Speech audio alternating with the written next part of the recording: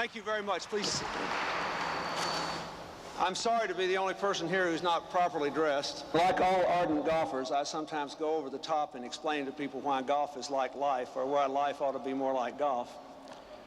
But I would like to say, as you know, I just went to Sharm el-Sheikh in Egypt to try to reach an agreement to end the violence that we've seen in the Palestinian territories and Israel for the last couple of weeks.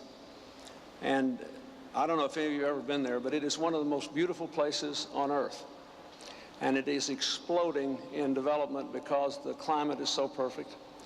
And I sat there for a day and a half, didn't sleep, and all our meetings were conducted on the edge of one of the most beautiful golf courses I've ever seen in my life.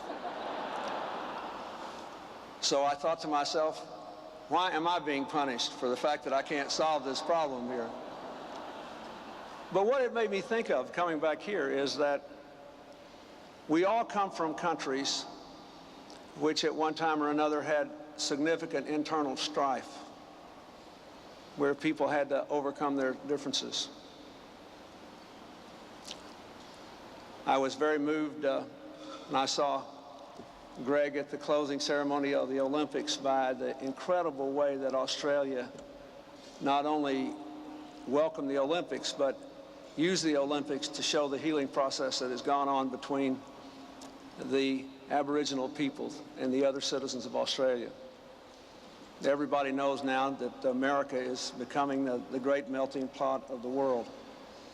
And it's well to remember that the kind of understanding that you have, the idea that people play by certain rules, and if you do, everybody's treated with equal respect, is really the way the world ought to work. And the kind of idea we're trying to bring to all the troubled places of the world, but most importantly, to the Middle East, which ironically is the home to all three of the world's great monotheistic religions, and is still one of the most bedeviled places on the planet. I hope you have a great time over the next several days. I hope that no matter who wins or who loses, that you'll show the world one more example of how our common humanity is more important than our interesting diversity.